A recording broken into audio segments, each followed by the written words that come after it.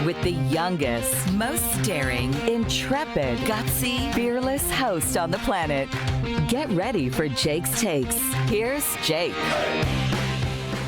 Welcome back! I am Jake, and this is Jake's Takes, where I get your favorite athletes and stars to open up and speak what's really on their minds. Make sure you hit that subscribe button, because you won't believe the guests I have lined up. Today's guest is a star running back in the NFL. As a senior in high school, he returned 9 kickoffs and 1 punt for touchdowns. In addition to having 39 receptions for 723 yards, he was also named MVP of the 2010 Central Florida All-Star Game. He was a member of the Purdue track team. He was ranked by NFL.com as the fastest college football player in the NCAA. He took gold in both the 60-meter and 200-meter at the 2014 Big Ten Championships. He played college football at Purdue. In his first season, in 2011, he set a school record as he averaged 33.5 yards per return. In 2012, he was named the preseason Jet Award watch list, an award given to the top return specialist in the NCAA. He was named captain for the 2012 season. In 2016, he signed with the San Francisco 49ers and was given a chance to show what he's got. And in 2020, the NFC Championship game came around, and he really showed that, setting a franchise postseason record of 220 yards and 4 rushing touchdowns. And it is now one of the most explosive running backs in the NFL with insane speed. I am beyond pumped to welcome to Jake's Takes star running back for the San Francisco 49ers, Raheem Mostert!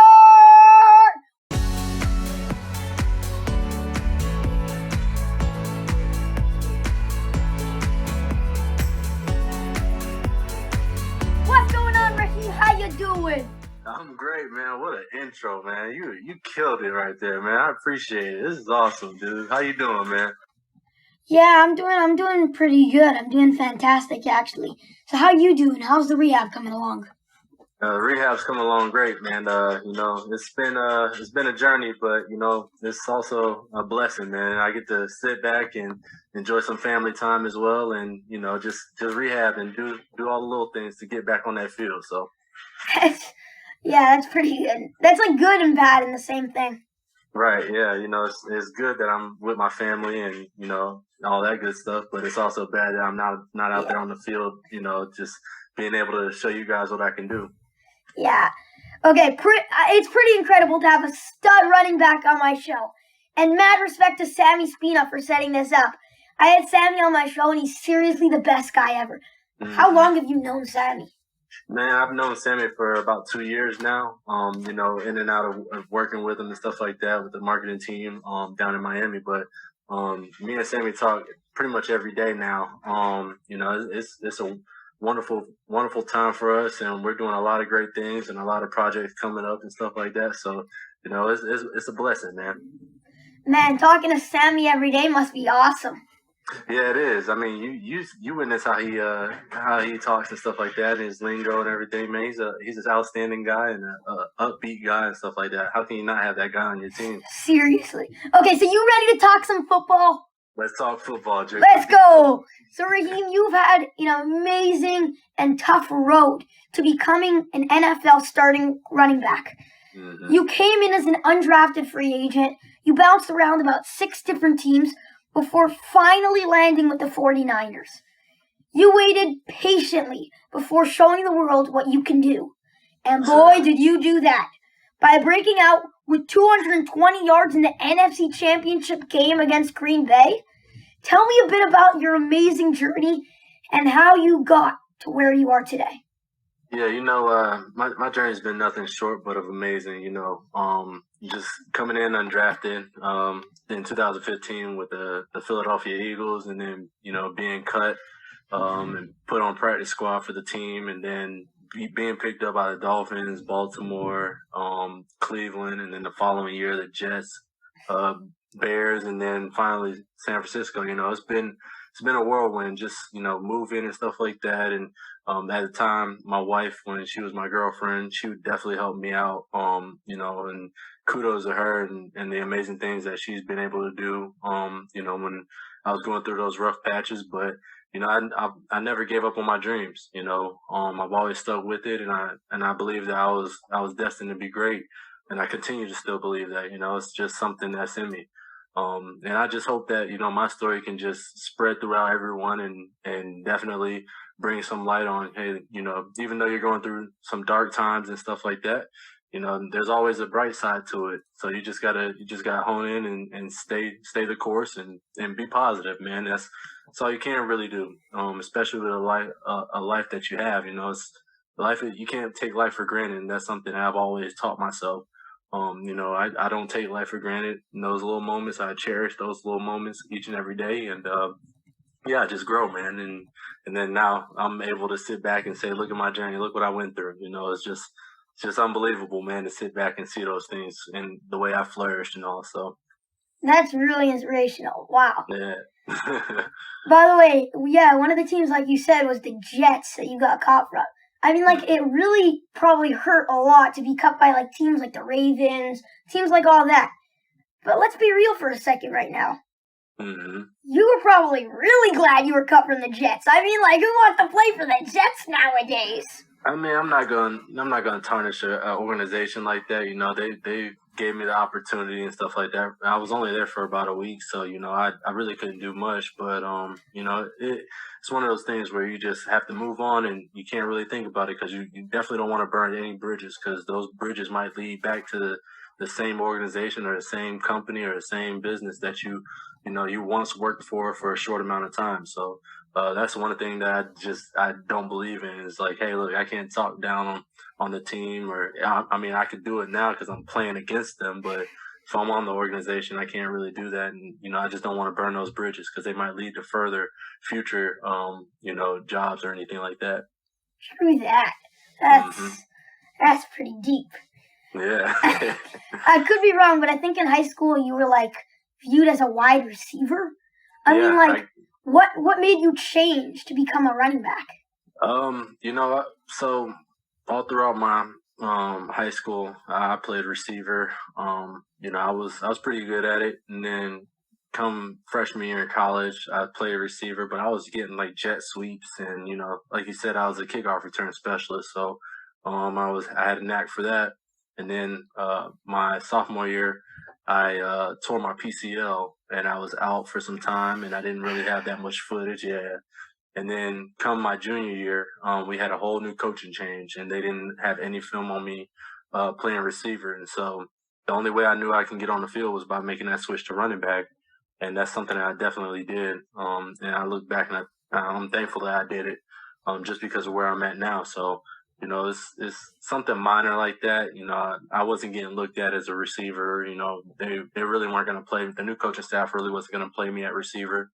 So I just had to make that switch personally for myself. I know I could play running back. I've been getting jet sweeps, and I've been, running the ball all my life. So, it was either that or play defense, and I love defense too. So, that's exactly why I'm pretty good at special teams. But yeah, it was just that switch for me, man. And like I said, I'm just thankful that I did it, because look at where I'm at now. Getting to talk to you, Jake.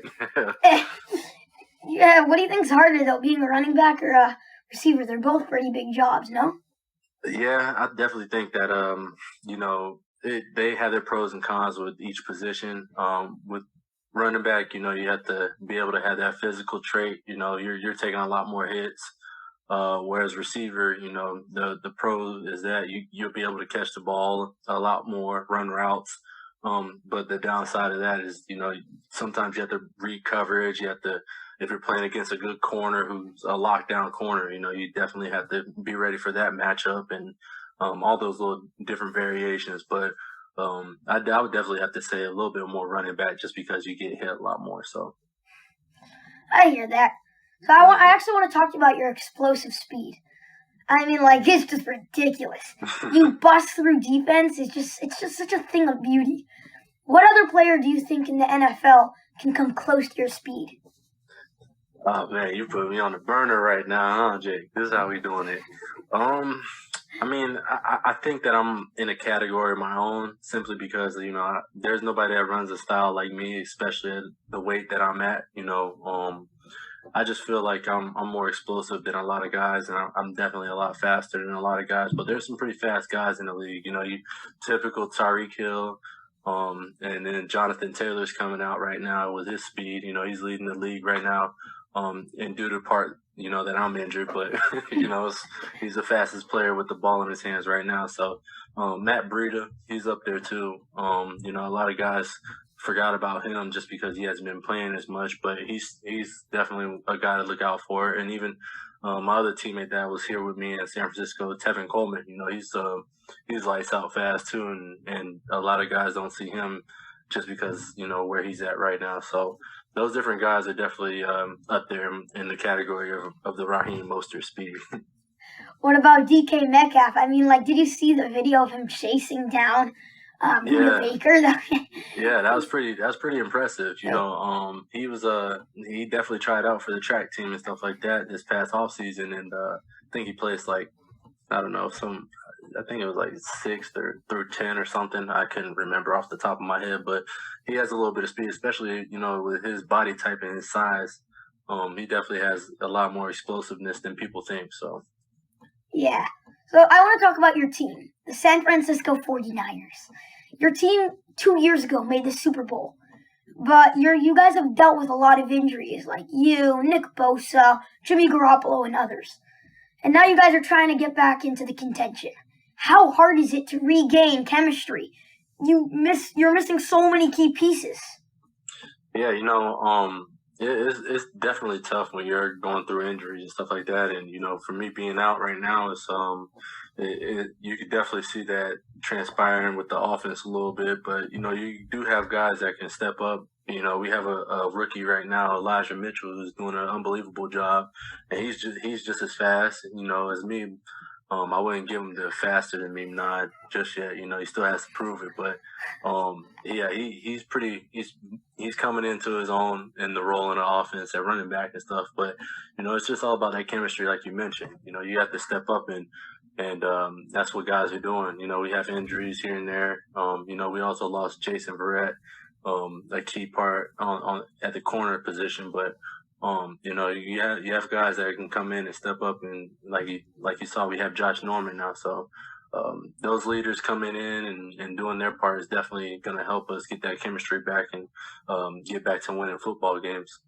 That I really hope so. I mean, like, I actually want to shift to the AFC for a second. What in the world is going on with the Kansas City Chiefs? I mean, Patrick Mahomes just hasn't looked good. Period. His completion percentage is literally the same as Lamar Jackson.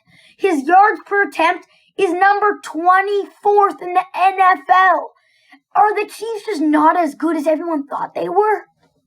Yeah, I mean, I don't necessarily know. I don't know what's going on. There might be a lot of different factors on the field and off the field that not only him but the entire team is dealing with. But from what it looks like, it's the chemistry between the players and coaches, and when you have a team like that that's so explosive and you have to dish the ball out to so many guys, each guy has to find that identity and their role in the offense, and they're struggling a little bit right now, but hopefully they'll get back on top and being themselves like per usual. So it'll be interesting to see how that role plays out.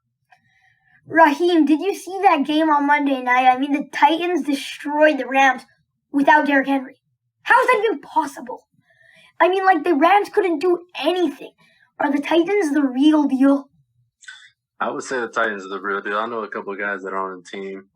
Jeremy McNichols, he's the other running back that fills in for Derrick Henry. He's doing an unbelievable job, and he's their third down back. So it's all about chemistry. Like you see, they still have their key pieces with Julio and AJ Brown and Ryan Tannehill just dishing the ball out. When is supposed to be dished out. So it's all about chemistry, man, and they definitely have not lost the chemistry. So you could definitely watch them as being the real deal for sure. Okay, Raheem, right now on Jake's Takes, it's game time. We're playing some rapid fire. I'll ask you a bunch of short questions, and you answer them as quick as you can. Deal? Yes, sir. Let's get it. Let's go. Rushing touchdown or receiving touchdown? Rushing touchdown. Favorite team to play against? Rams. Best quarterback in the NFL today? Tom Brady. Would you rather be stuck alone for Thanksgiving or spend it together with Bill Belichick? Bill Belichick. Popcorn or potato chips? Popcorn. Your favorite NBA team? Orlando Magic. What player did you idolize growing up? Ricky Williams. If you could use one word to describe your teammate George Kittle, what would it be? Amazing. Favorite video game when you were growing up? Call of Duty. What's your proudest accomplishment so far? NFC Championship game. Mark Andrews or Darren Waller? Darren Waller. I know him. Ooh, touchdown, Raheem Mostert! You killed that rapid fire. How'd that feel? Oh, great, man. Keep it going. You pumping me up, man. I appreciate it. Okay, I got 2 more questions for you, Raheem. Okay, you good? Yes, sir. Let's go. I mean, the NFC is just stacked. The Cardinals, I mean, like, they look like they're almost unbeatable. The Bucks, Brady's throwing over 300 yards every game. And the Packers with Aaron Rodgers, he's always a threat. And they're 7-2. Do you think the NFC is stronger than it's been in a while?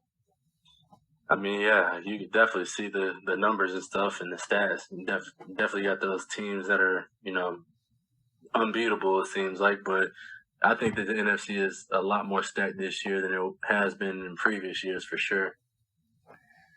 Yeah, I mean, like, I want to talk to you about the Cardinals, actually.